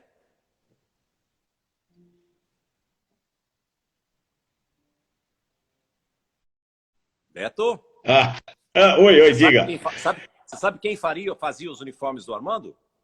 Não, O não, Denner. não sei. O O Denner. Denner, O Denner, nossa, o figurinista, ele que o costurava para o estilista. Armando e o estilista fazia o uniforme do Armando. Eu nunca soube disso. Aí ele me disse que uma vez ele estava apitando uma, não sei se foi uma decisão, mas um jogo importante no Rio de Janeiro, no Maracanã, um Fla-Flu, um Flamengo, um Ah, Botafogo, um Vasco e Fluminense, eu não me lembro qual era o jogo. E o jogo, como a gente estava dizendo, terminava muito tarde, passava o videotape muito tarde da noite. Diz que ele já estava dormindo. E aí, de repente, eu ah, acho que meia-noite, tocou o telefone dele. Que ele, tocou, ele acordou assustado. Era o Denner do outro hum, lado da linha. E ele tinha aberto, ah, que estava 40 e tantos graus no Rio, ele abriu a parte de cima aqui para respirar um pouco, ele estava correndo. Aí o Denner pegou e falou ah. para ele assim, pô, eu tô assistindo o videotape aqui, você abriu a parte de cima, você abriu aqui, tá tudo aberto, não sei o quê. Ele falou assim, pô, mas 40 e tantos graus no Rio de Janeiro, eu tava morrendo de calor. Aí disse que o Denner falou assim, morre, mas morre elegante, viado.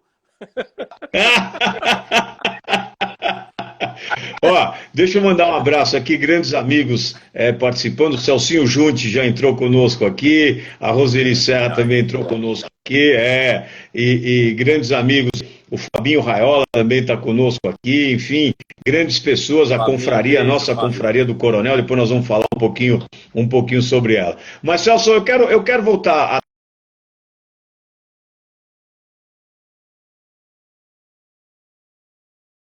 juntas e a gente ficaria aqui horas falando sobre as suas histórias e principalmente a tua biografia dentro da televisão. Mas eu acho que um grande trabalho que você fez dentro da televisão, que foi uma quebra de paradigma, foi a TV Mulher, que você apresentou a TV Mulher, que à época foi um programa extremamente digamos, festejado, foi um programa que mudou, na minha Revolucionário. opinião, revolucionário, quebrou paradigma e mudou, sem dúvida alguma, digamos assim, a linha jornalística de um programa realmente jornalístico. E acho que os programas que hoje, inclusive hoje são feitos, muitos deles são inspirados no TV Mulher, porque mantém uma linha de notícia, com discussão, com opinião. Enfim, queria que você falasse um pouquinho desse tempo aí.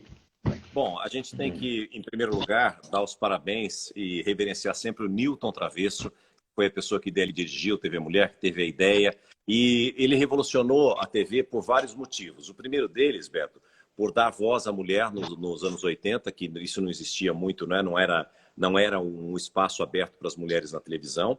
Segundo é que o horário da manhã, normalmente era o horário nobre do rádio, não era o horário nobre na televisão. Poucas pessoas assistiam televisão na parte da manhã, normalmente não tinha, tanto é que isso aí tudo veio depois, bem depois, a parte de começar os programas jornalísticos e mesmo os outros programas no horário da manhã. E aí, isso aconteceu, isso foi o Newton que me contou, porque ele estava na TV Globo e não queria mais ficar no Rio de Janeiro, veio embora para São Paulo e o Boni falou para ele, todo mundo quer vir para a Globo, você não quer vir? Ele falou, não, eu não quero ficar no Rio de Janeiro, eu não me adaptei morando aqui, eu quero voltar para São Paulo. Voltou para cá e o Boni ele queria de toda forma manter o Newton.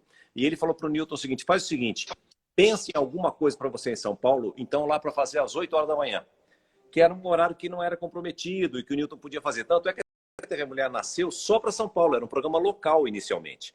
E fez tanto sucesso em São Paulo que depois abriu nacional, era apenas com 1 hora, foi ganhando mais tempo e foi um grande fenômeno de audiência e de fazer com que as pessoas se ligassem na televisão e ligassem a televisão também no horário da manhã. Então, aquilo foi um quebrador de paradigmas e da história da TV mesmo, por todos esses motivos. E colocou.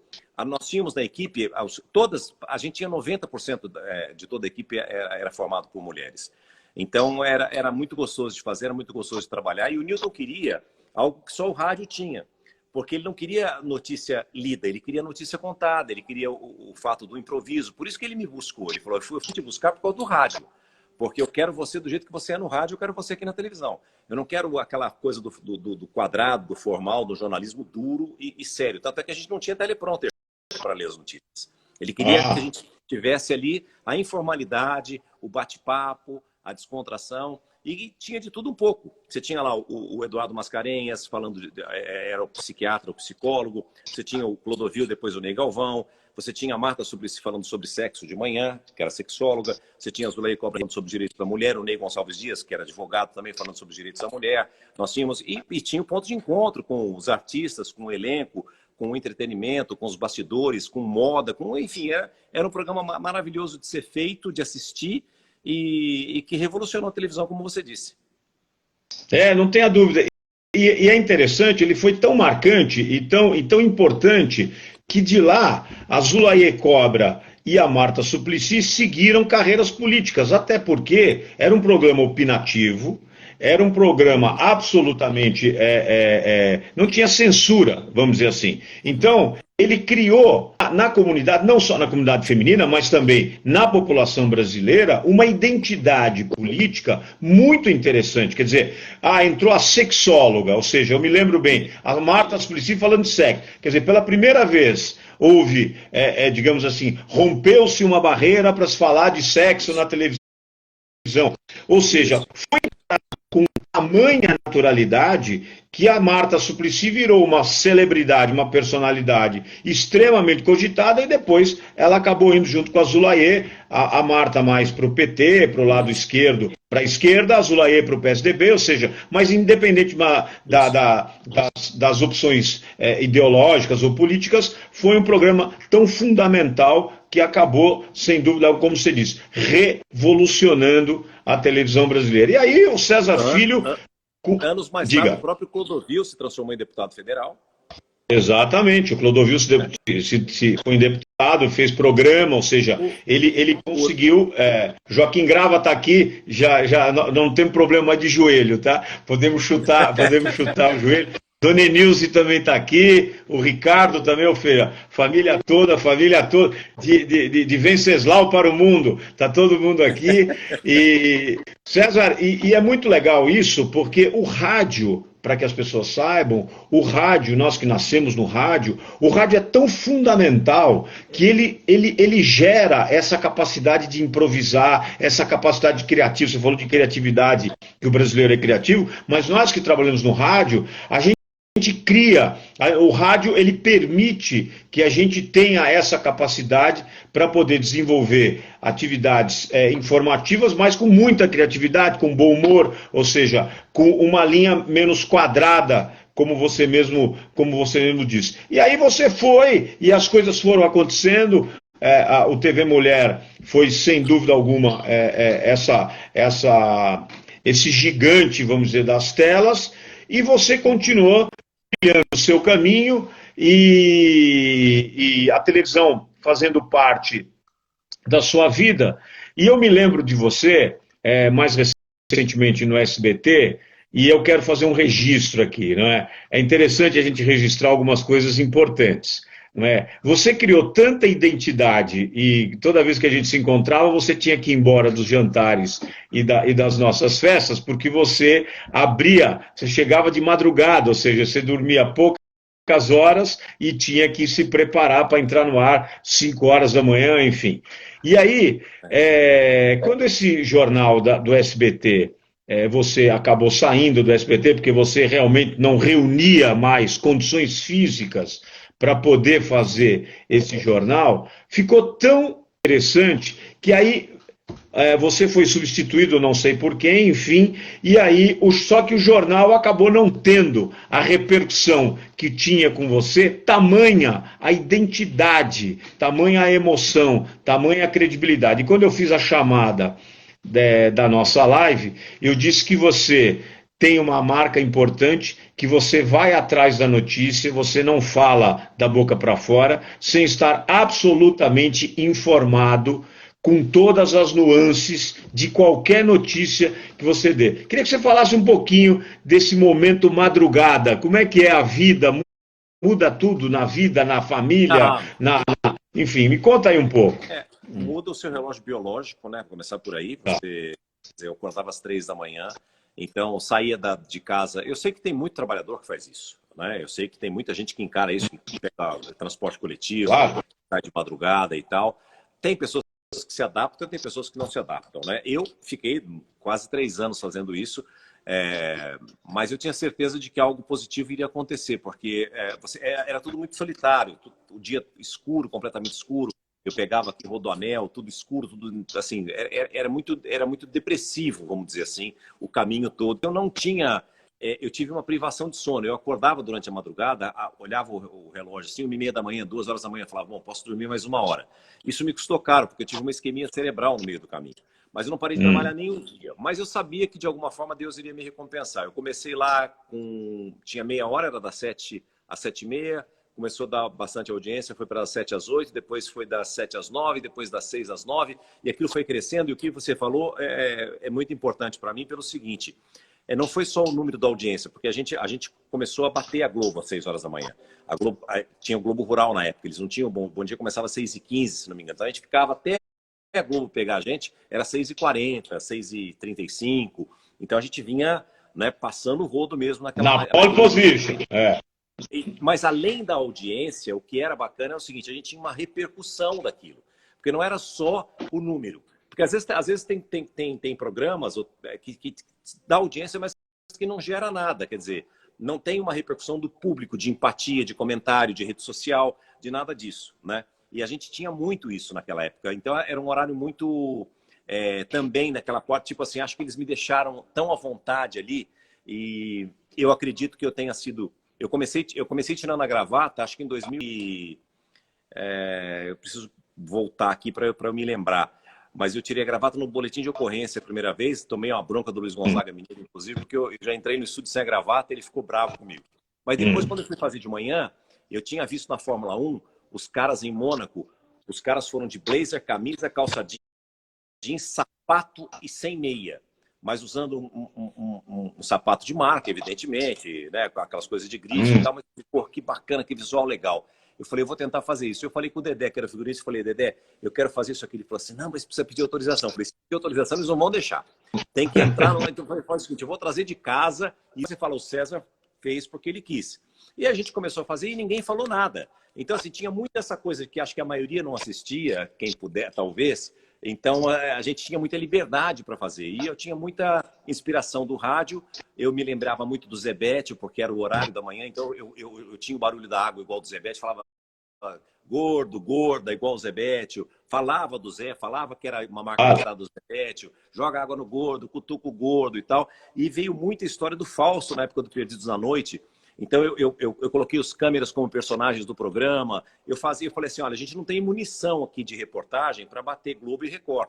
A gente vai ter que ganhar o público na simpatia.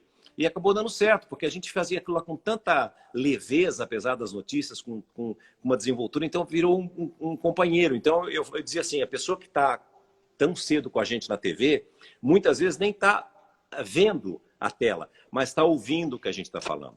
Então, vamos fazer a sonoridade do programa de rádio, com as vinhetas, com tudo, para que a gente tenha essa identidade com as pessoas. Então, muita gente falava, pô, eu estou lá me trocando, mas a TV tá ligada. Eu estou tomando café, eu estou fazendo café no fogão, mas estou te ouvindo. Então, isso acabou funcionando de uma forma que foi muito bacana para a gente. Foi assim, foi fundamental. E tudo, eu acho assim, Beto, a gente é um pouco, muito, de tudo que a gente ouviu. Eu, pelo menos, me identifico até hoje. Às vezes eu falo alguma coisa que eu me vejo na memória de algum ídolo que eu tive e ainda tenho e que alimentaram todos esses sonhos que eu tive, sabe?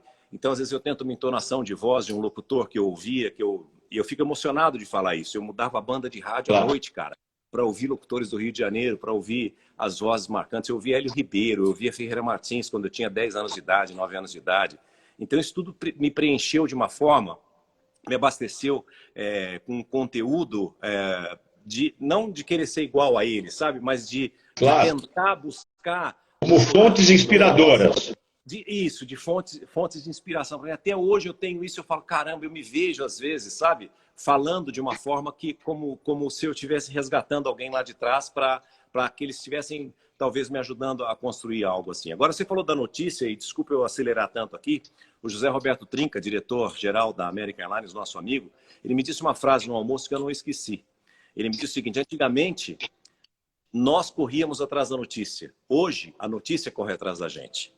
E é verdade, antes você tinha que ligar o rádio, pegar o jornal de manhã, ligar uma televisão para que você pudesse ir atrás de uma notícia e ficar informado daquilo que você queria.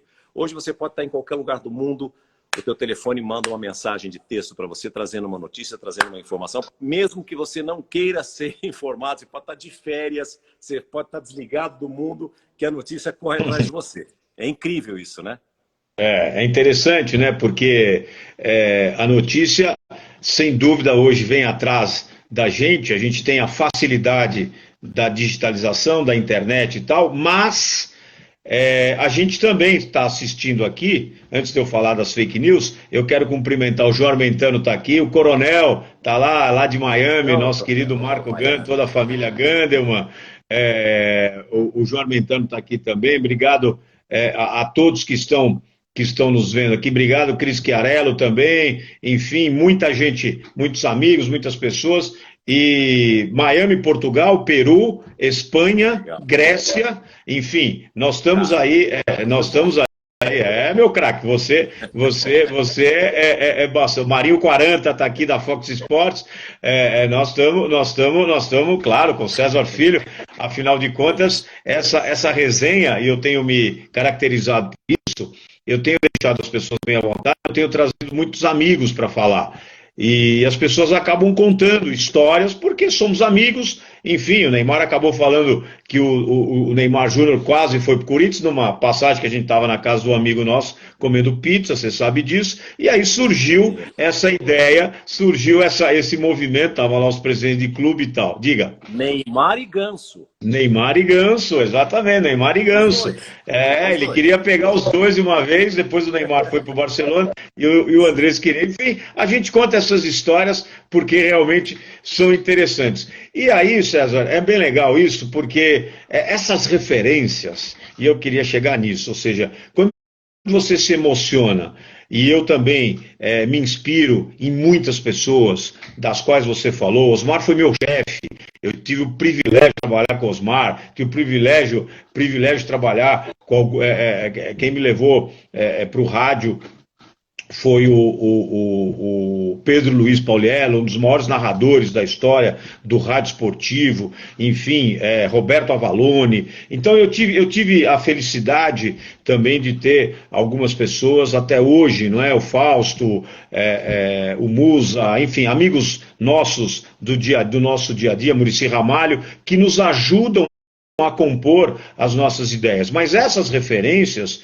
elas são importantes porque nós temos um propósito. E quando, mesmo as notícias chegando até a gente, se nós não gerarmos credibilidade, as notícias que a gente passa da nuvem, se a gente não for atrás para saber se aquelas notícias são efetivamente verdadeiras, a gente se torna medíocre. E essa não é a nossa missão nessa terra. Ou seja, quando eu escrevi sobre você, falei, não, ele vai atrás e não fala. Então, hoje, tanto é verdade que vai ter uma CPI aí das fake news, que o presidente vai ser chamado, que o Moro vai ser chamado, enfim, porque se criou um fantasma de abastecer, ou seja, de se manipular a notícia. Então, a credibilidade do jornalista também hoje é colocada em questão, independentemente das notícias chegarem. E essa é uma marca que você tem. Essa é uma marca muito legal que você tem, porque você se aprofunda, você vai atrás e você, dentro da sua, evidentemente, do seu jeito, da sua bossa, do seu carisma, você consegue levar as notícias com muito mais leveza e com muito mais bom humor, que é uma marca muito legal que você tem. É que, assim, hoje, Beto, as fake news elas são tão bem feitas que elas parecem verdadeiras. Então, principalmente quando você recebe isso através de mensagens de telefone, de grupos e tudo mais, elas são muito, mas muito bem feitas. Elas parecem verdadeiras. E hoje as pessoas têm muita pressa em querer ser o primeiro, querer noticiar, e muitas vezes acaba cometendo uma injustiça ou uma barrigada, como a gente costuma dizer no jornalismo, né? Porque você acaba colocando uma notícia... Estou tendo um probleminha, não estou te ouvindo bem agora, nesse momento aqui, Cezão. Agora sim, agora te vejo bem. Agora te vejo bem. As pessoas se acostumaram... Oi. As pessoas se acostumaram com a velocidade de WhatsApp, de Twitter, hoje é tudo muito rápido. Então você recebe algo, muitas vezes a pessoa não lê aquilo e já repassa por um já grupo passa. de pessoas. E por isso que o próprio WhatsApp foi limitando. Antigamente você passava por um vários, depois reduziu para 20, agora reduziu para 5, então agora para 1. Então assim, justamente para tentar evitar isso, porque quando ela é muito distribuída, né, compartilhada, é sinal de que tem algo que existe uma certa suspeita com relação a isso. E eles fazem tão bem feito que parece verdadeiro. Então, é óbvio que todos nós já cometemos falha em grupos de WhatsApp, de você mandar uma notícia, mandar algo que depois você vai checar, ou alguém no próprio grupo fala, isso aqui não é verdadeiro, isso aqui já foi desmentido, alguma coisa assim. Agora, no veículo, rádio e televisão, isso você tem que tomar muito mais cuidado para que não cometa o erro, porque aí é um compromisso muito grande com o telespectador. Sem dúvida. Eu acho que também tem a tua bossa, né, o teu carisma, tem muito a ver com o teu lado ator, porque num determinado momento da tua vida você fez novelas, você também é ator. Eu queria que você contasse um pouco dessa tua experiência, desse momento teu aí. Na verdade foi assim, eu me lembro que quando eu cheguei na Lopes Quintas, no Jardim Botânico, foi a primeira ou segunda vez que eu estava chegando no Fantástico, com o Zé Itamar de Freitas, eu cruzei naquele corredor grande que tinha com o Walter Avancini. O Avancini ficou louco, assim, falou, porra, eu preciso falar com você, você precisa fazer uma novela. O Itamar falou, você tá louco, ele tá vindo pro Fantástico comigo, você enlouqueceu, você não sei o que tem e tal. Aí passou o Avancini. Aí depois o Erval Rossano me viu no corredor também e falou, rapaz, porra, por que eu não te vi antes? Eu tô precisando de um personagem pra novela Gata Comeu, seria você. Eu falei, porra, eu não... E o Erval ficou bravo comigo porque eu recusei. Porque ele falou, pô, todo mundo quer fazer novela, você não quer? Eu falei, mas eu não quero, eu sou ator, tal. Aí veio o Wolf Maia e me convidou para uma outra novela que era Tititi. Aí também não fiz a novela com o Wolf, mas o Wolf ficou numa boa. Aí o Jaime Monjardim, que é meu amigo também, falou, porra, tem um papel que você tem que fazer a novela, uma novela de época, não sei o quê. Eu falei, Jaime, eu não quero. Ele falou, mas deixa eu gravar pelo menos um teste com você. Aí, meu Deus do céu, tá bom, Jaime, vamos fazer. Aí fiz o teste, ele falou, tá aprovado, não sei o que tem. Eu falei, não, eu não quero. Aí ele foi falar com o Newton, para o Newton me convencer, para ajudar e tal, e eu não fui. Aí a TV Mulher terminou, porque a Globo contratou a Xuxa, e a Xuxa veio da Manchete, e eles estrearam a Xuxa pela manhã, a Xuxa explodiu no horário, e aí era uma coisa... Aí o Boni falou assim, pô, não vamos mais voltar com a TV Mulher, deixa a Xuxa, e ficou a Xuxa, e eu tinha contrato com a Globo, ganhando muito bem na época, no meu contrato, sem trabalhar. E aí o Wolf voltou à carga e me chamou para fazer um personagem que era um radialista na novela e tudo mais. Aí eu fui falar com o Boni falou, não, todo mundo está pedindo para você fazer, faz pelo menos essa aí para ver se você gosta e tal. Aí eu fiz, mas assim, eu sempre tinha, e tem pessoas que gostam muito mais dessa arte do que eu. Assim como eu gosto muito mais da arte de apresentar do que de atuar. Então eu não me sentia ali... eu achei que ali não era a minha vida, não era o meu amor, não era a minha paixão, como foi o rádio, como é o rádio, como é a TV na área de apresentar, de comunicação, é completamente diferente. Então eu preferi me dedicar e ficar exclusivamente com relação à apresentação de programas mesmo. Mas foi legal, porque de alguma maneira acabou, o Sadalinha está aqui também, nosso Sadalinha também acabou de entrar aqui, mandando um abraço. E é bem legal, Portugal, a Suzana também de Portugal, muito obrigado a todos aí. E é legal, porque, o Cezão Fonseca, obrigado Cezão, e é legal porque a gente acaba acumulando experiências, não é? E esse lance de flertar com a câmera, não é? E a gente, quando você flerta com a câmera e a câmera flerta contigo, é diferente, ou seja, você está muito bem à vontade, você está muito mais identificado e isso acaba passando para as pessoas e você fica muito mais tranquilo. Acho que essa composição de experiências, não é, te levou te levaram aonde você está. Ou seja, numa posição legal, hoje você está lá na Record, hoje em dia, que é um programa extremamente também informativo, opinativo, com notícias. Ou seja, a TV Mulher sempre fazendo um pouco de parte aí da tua vida nas composições, sejam elas quais forem, e seja. Obrigado, Celinha.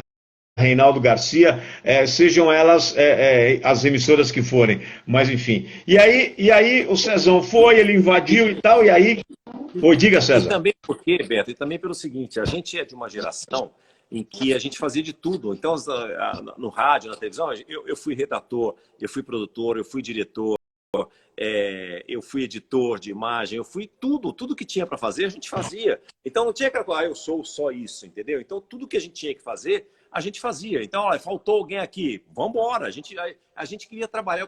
A minha vida, eu comecei muito garoto, eu me lembro, em época de várias, na época da Rádio Bandeirantes, eu fazia a MFM e TV Bandeirantes. Eu chegava lá na Radiantes 13, 8h30 da manhã, 9h da manhã, saí de lá 10 horas da noite.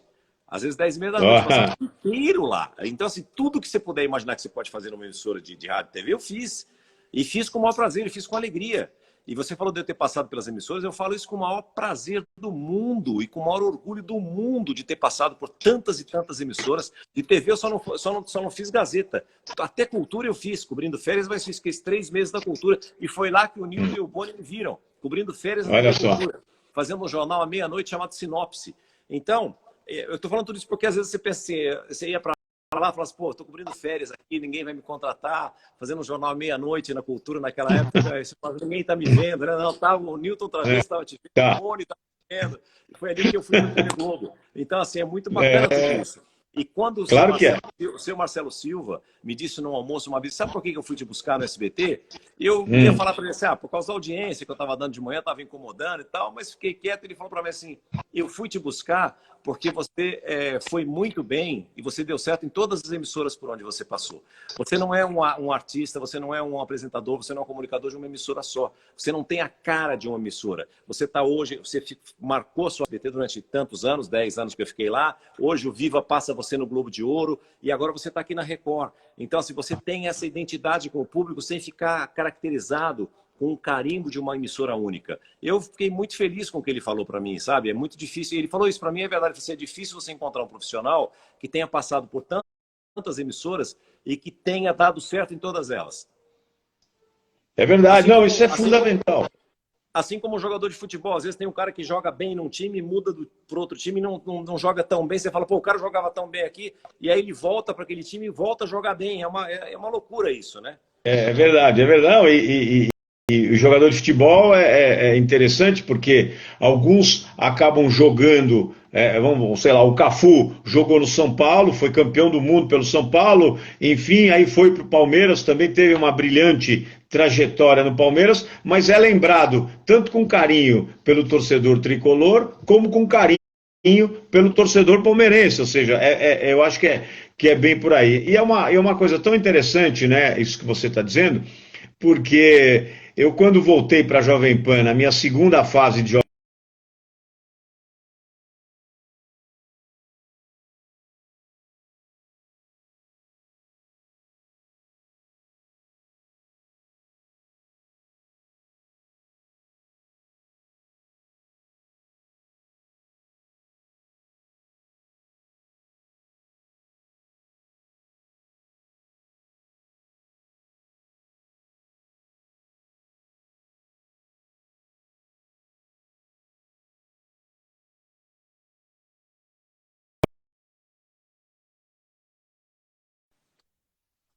Voltou. Deu uma pausada aí, Foi. Agora voltou.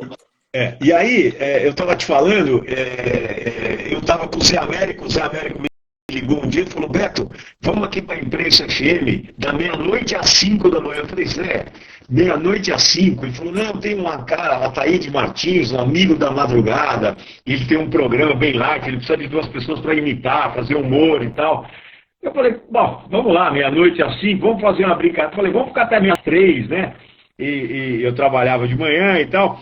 Aí ele falou, não, vamos fazer, bom, enfim. E aí o Tutinha, numa dessas madrugadas, a Jovem Pan 100,9, a imprensa era a primeira rádio depois da Jovem Pan, e aí o Tutinho ouviu a gente, e aí me ligou e falou, ó, quero falar com você e com o Zé Américo, e a gente acabou criando a equipe de humor da Jovem Pan na época do Djalma Jorge, Muito 1986, legal. junto com o Tutinha. Quer dizer, o que você falou faz muito sentido, ou seja, a gente precisa, É, não importa o tamanho do veículo, a gente precisa estar em movimento não. para ser visto. Eu acho que E, fa equivale aí mais é o tato e também o senso de observação dos e fazendo gestores. sempre o melhor, né, Beto? O melhor, e melhor, exatamente, se Fazendo entregando. sempre o melhor. Né? É isso aí. Não importa como, Não onde, importa horário, onde a nada. gente É esteja. isso aí. É isso aí. É isso aí. E foi muito legal, é muito interessante, porque a gente está sempre em movimento e a gente nunca desmerece nenhum veículo. Eu trabalhei na Gazeta, tanto na rádio como na TV, e trabalhei com nomes extraordinários, e da Gazeta eu acabei, enfim, indo para Bandeirantes, enfim, saí da Gazeta, fui para Bandeirantes e tal, mas sempre dando o meu melhor, sem dúvida alguma, é isso. Cezão, e aí Claro. eu quero que você fale um pouco da tua vida agora, da família, né? Você é paizão, é maridão, cuida da família toda, não só da dona Elaine e dos pentelhos, como diz o Fausto, mas você cuida da família como um todo. Você é um polo agregador da família. Queria que você falasse um pouquinho desse César Filho marido e desse César Filho pai. Olha, Beto, eu acho que eu poderia ser melhor pai. Eu tento ser melhor, mas muitas vezes eu tento me corrigir, porque eu acho que muitas vezes eu sou austero demais, às vezes eu acho que eu sou bravo demais. E também eu acho que pelo fato da Elaine ser tão perfeita com relação a isso, e ela ser tão presente, ela transborda o fato da maternidade estar presente na vida dela, que muitas vezes eu me sinto confortável a ponto de deixar mais a cargo da Elaine do que para mim, sabe? Eu procuro entrar mais em momentos mais decisivos ou importantes ou opinativos do que em todos. A Elaine tem uma grandiosidade de participação em tudo isso, na educação dos filhos, na manutenção do nosso lar, como estrutura de família, como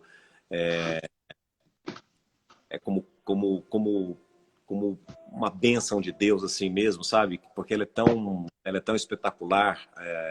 Foi algo que Deus me presenteou tão perfeita assim que todos os dias eu agradeço, porque os nossos filhos são, diante das novas gerações e do que a gente vê por aí, eles são muito educados, eles são muito companheiros, eles são sem vícios, sem nada que pudesse desagradar a gente. E eu sempre digo que a missão mais difícil e mais importante que Deus dá ao homem e à mulher é você educar e conduzir o teu filho no caminho do bem. Isso é muito difícil, é a missão mais difícil que a gente tem. E eu só consigo isso porque a Elaine tem essa participação tão maravilhosa na vida da gente. Eu digo isso também como me completando como homem, sabe, como esposa. Então isso a gente fica numa harmonia, a gente tem uma paz aqui na nossa casa, que é algo que surpreende as pessoas também, sabe? A gente tem uma tranquilidade para viver. Eu acho que Deus abençoa. A gente faz aqui toda quinta-feira, a gente tem o nosso evangelho aqui do lar, que a gente se reúne para fazer as nossas orações. Eu acho que é muito importante. E eu digo, quando uma pessoa é tocada, eu fico satisfeito. Uma vez alguém viu uma entrevista minha falando isso e meu filho falou: meu amiguinho assistiu, a mãe ou o pai assistiram a sua entrevista, pai, eles vão passar a fazer isso na casa deles também. Então eu acho que a gente agradece tanto o tempo todo, a gente tem tanta gratidão por tudo que Deus fez na vida pessoal da gente, e a gente coloca sempre a família como prioridade, como a estrutura nossa de vida. Então isso acaba refletindo na minha vida profissional, me dando tranquilidade para que eu possa desenvolver o meu melhor. Isso eu acho que dá também, acho que as crianças têm em nós um espelho para que eles possam saber também que a gente tem um amor tão grande entre nós e que passa para eles também. Mas eu acho, eu sempre vou achar que eu poderia ser um pai melhor. Mas eu acho que eu sou um excelente marido. Ah, que legal. Dona Elaine está aqui agradecendo as suas palavras e, sem dúvida alguma eu posso atestar isso, porque, e às vezes, o fato da gente ser rigoroso é por conta das experiências que a gente vive. Está aqui o João Guilherme está aqui também, nosso JG. né?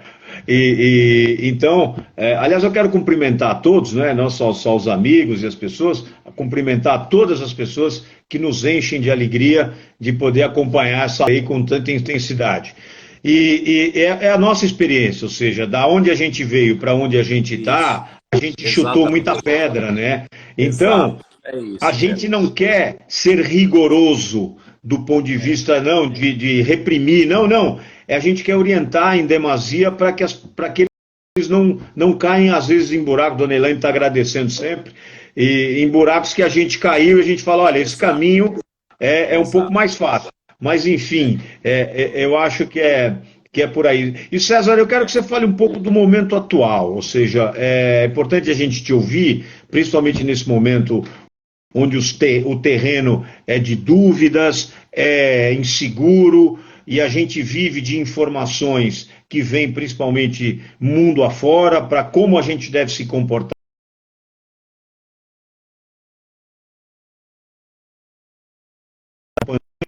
Tudo aquilo que a gente deseja, nós podemos fazer. Ou seja, então, a gente precisa de informação.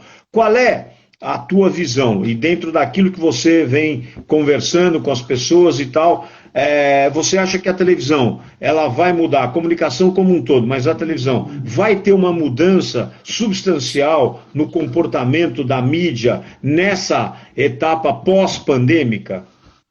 Eu acho que sim. Assim, os canais abertos, eles já existem. Eu me lembro que eu assisti uma entrevista do Boni há muitos anos e eu deixei gravando porque tinha um jantar na casa do Fausto e eu deixei o Boni gravando no Roda Viva. E aí voltou, eu cheguei, queria assistir de todo jeito e perguntaram para ele qual é o futuro da TV aberta. Isso lá para trás, acho que tem uns 10 anos, nem me lembro mais. E ele falou o que está acontecendo hoje. O Boni não sabia nada de TV, né? Não. Ele falou o seguinte, a TV aberta, o caminho da TV aberta é a informação. É o jornalismo, mas é a informação como um todo, que é o que hoje em dia faz. Levar todo tipo de informação para as pessoas, a prestação de serviços. Vamos ter que ter mais edições locais para que as pessoas possam, cada cidade, cada região tenha a sua parte colocada ali para que os telespectadores possam ter acesso. Nem tudo é Brasil, nem tudo é nacional, mas é fazer o que o Balanço faz de uma forma para dona de casa, companhia, a mistura do rádio com a televisão, mas eu acho que o entretenimento vai perder bastante espaço nas TVs de canal aberto, ou para o on-demand, ou para que a pessoa possa assistir no celular, no tablet, no horário que quiser, na hora que quiser, no caminho do trabalho, na ida e na volta, mas a informação ela tem que ser ao vivo, ela tem que ser mais presente, e eu acho que a televisão vai ocupar mais esse espaço, cada vez mais. Já ocupa bastante, mas eu acho que vai ter uma presença mais marcante a partir de agora, de uma forma mais abrangente do que nós tínhamos antes. E isso vai gradativamente, né? E foi o que o Boni falou. Talvez as novelas ainda demorem um pouquinho mais, porque tem o hábito ainda um pouco da novela, mas não existe mais aquela coisa da pessoa sentar, ficar no sofá esperando a novela às 8 horas da noite, às 9 horas da noite. Ele pode ver a hora que ele quiser, via internet, no telefone, na cama, sem intervalos comerciais. Agora, Claro. a informação não, tem que ser na hora e tem que ser no ao vivo mesmo. Então, por isso que eu acho que nós vamos ter sempre uma participação maior. Eu acho que sim, tanto é verdade que o rádio também passa por essa transformação. O Tutinha fazendo da Jovem Pan uma televisão, quer dizer, e criando, criando no rádio um jornalismo, um jornalismo absolutamente imparcial, opinativo, o Rádio News, não é? Sob o Isso, comando do Tutinha, acabou criando aí índices de audiências jamais vistos na história do Rádio exato. News. E eu acho que você está certo, quer dizer, o Boni, você estão corretíssimos. Eu acho que o News vai tomar conta, principalmente porque as pessoas precisam se orientar. Não é? O Os canais de esporte, né? notícias não tiveram. O esporte, O esporte também, né? Porque faz parte claro. também. E essa parte que vai, que entra, que faz e que vende, né? O esporte vende muito. Então você precisa mais do que o hard news. Então você precisa também do patrocínio para se sustentar, você precisa da Claro. publicidade e cada vez mais nós temos a criatividade dos nossos publicitários para que isso seja feito da melhor maneira possível e que você possa continuar levando isso para as pessoas e que a gente possa continuar, porque assim, a comunicação não vai parar, Beto. Ela pode até sofrer algumas transformações, mas ela vai continuar e o talento vai sobressair sempre. Eu não tenho dúvida, não tenho dúvida nenhuma. Eu acho que a comunicação, apesar da pandemia, apesar da asfixia que a gente está vivendo, mas a comunicação ela vai ficar extremamente valorizada, a mídia está muito valorizada, índices de audiência absolutamente inimagináveis. Quer dizer, a gente tem aí 1,5 bi de votos no BBB, ou seja, quer dizer, 1,5 bilhão de gente votando, ou seja, a família está valorizada. E as brincadeiras, não é? Porque é uma brincadeira, ou seja, pessoal, vamos votar nesse, vamos votar naquele. Aí você no seu programa, olha, vamos ver, vamos assistir o César, olha, o que você acha que vai acontecer? As pessoas estão mais participativas, porque elas estão em quarentena, entendeu? E a televisão passa a ser um fiel escudeiro, não é? Agora quero saber um pouquinho dessa tua paixão pelo São Paulo Clube, né? Você é um tricolor juramentado e sacramentado, a quem quiser ouvir, não é? E quando a gente se reúne, só porque vocês saibam, com os nossos amigos da Crônica Esportiva, jogadores, treinadores, enfim, principalmente o professor Muricy Ramalho, que começa, e a gente entra numa resenha quase que interminável, horas a fio, falando de futebol, não é? E você, sem dúvida, você vive intensamente essa paixão pelo São Paulo, muito mais do que eu até, você vive de uma maneira extremamente passional, e eu acho isso maravilhoso, porque nós precisamos ter, não só no São Paulo, mas no futebol brasileiro, e principalmente nessa fase pós-pandêmica, gestores. A gestão vai determinar, a gestão, o plano de governança. A gente vê um Flamengo que vem se preparando desde 2012. Onde chegou o Flamengo? Amanhã eu vou entrevistar no meu programa na Band o Bandeira para contar exatamente essa história de gestão. E aí, eu quero saber de você, e o São Paulo Futebol Clube, a tua grande paixão, conta aí para nós. Você falou do Muricy, eu sou apaixonado pelo Muricy. Eu tinha 13 anos de idade, 12, 13 anos de idade, quando eu ia nos estádios. Eu pegava 3 ônibus, Beto, 3 ônibus para ir, 3 ônibus para voltar. No sábado, para ir ver o treino do São Paulo. E eu ia todo sábado. E aí o porteiro começou a me conhecer, porque treinava no Morumbi, São Paulo não tinha CT ainda. E aí o seu Poi, que era o técnico do São Paulo, deixou eu entrar no gramado do Morumbi e eu era gandula daqueles titulares que ali estavam. E o Muricy estava subindo. Eu me lembro do Muricy, quando o Muricy era cabeludo, e o seu pai colocando ele para jogar, ele ganhou na posição do Zé Carlos, ele jogou o Zé Carlos para a ponta esquerda, porque o Zé Carlos que era o titular na época. Isso. Você escalou Aliás, na final em 75 foi...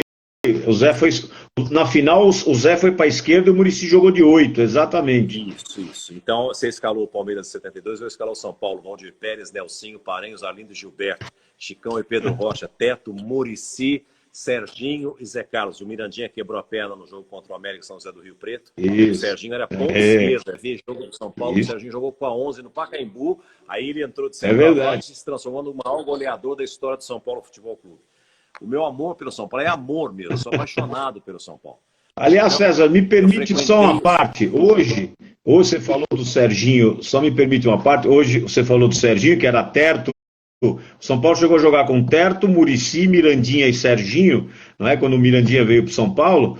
Hoje, exatamente hoje, o Pacaembu faz 80 anos. E o São Paulo Futebol Clube foi campeão muitas vezes lá, e o Muricy fez aquele único gol que eu falo que ele fez na vida dos... Ele fez um gol no Palmeiras do Leão, na entrada da área, exatamente no Pacaembu, Então, 80 anos hoje, o Pacaembu de tanta história e que nós frequentamos muito na nossa vida. Mas continua lá. É verdade. E aí eu acompanhei todas essas histórias do São Paulo. Eu sempre frequentei o São Paulo. Antes de eu trabalhar, depois, quando eu já trabalhava em rádio e televisão, continuei frequentando. E aí eu viajava com São Paulo no avião da TAM para Libertadores, junto com os jogadores. Então, tamanha era a minha amizade que eu tinha junto com eles. Então, assim, é uma loucura o que eu tenho pelo São Paulo, o amor que eu tenho pelo São Paulo. E por isso a minha revolta, porque o que eu aprendi quando eu aprendi a amar o São Paulo com meu pai, primeiro a camisa mais linda do mundo é a camisa do São Paulo.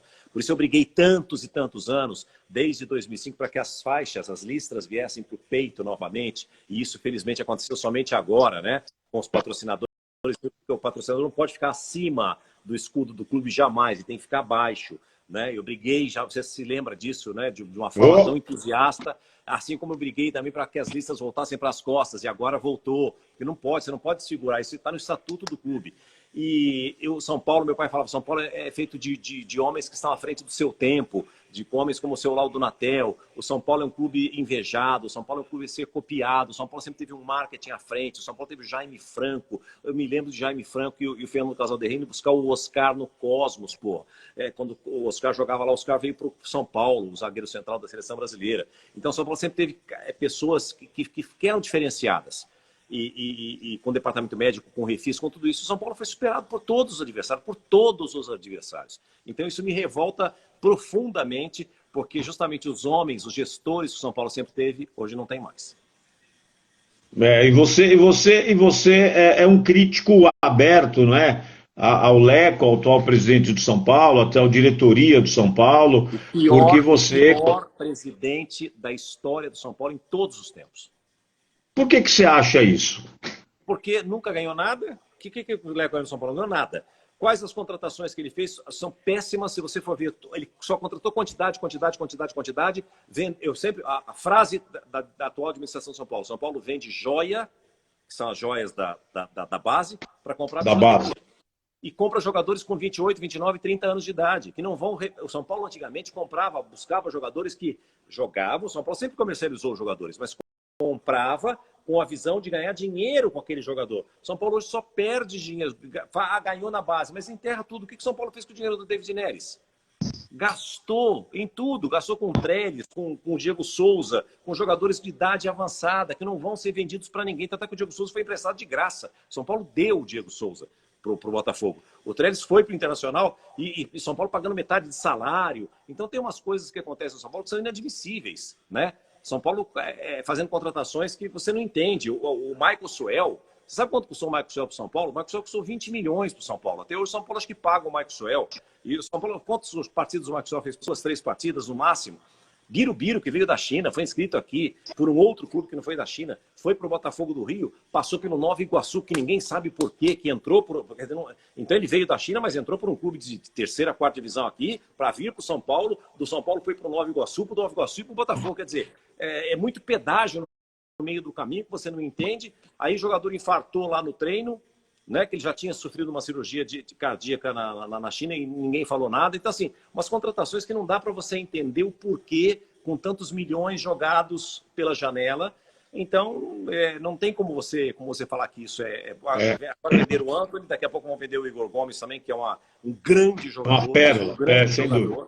Sem dúvida. Eu acho que ele tem César, qual foi o maior jogador de São Paulo que você teve a oportunidade de ver? Rogério Ceni. Ou os maiores? Rogério Ceni, né? Rogério Ceni. Indiscutível. Em todos os sentidos. Pelo amor à camisa, por que fez debaixo do gol, das traves, por bater gol, por salvar o time aqui, lá frente, e pelo profissionalismo, pela dedicação, pelo amor ao São Paulo, por causar tanta raiva nos adversários, por tudo isso. O Rogério não existiu outro. E por fazer o centésimo gol, em cima do Corinthians. A partida do Rogério Ceni no Chile, naqueles 4-3, ele fez tantas defesas impossíveis em um único jogo. A narração dos chilenos, não é impossível. Não, aquilo é sensacional. Sensacional. É sensacional. César, nós estamos chegando no minuto final e eu ficaria aqui... Eu vi tantos jogadores, mas o Rogério foi o maior de todos. Rogério, eu ficaria aqui mais uma hora, mas enfim, a gente está chegando aí no minuto final e eu quero primeiro agradecer você e a sua família por me oferecerem o prazer da amizade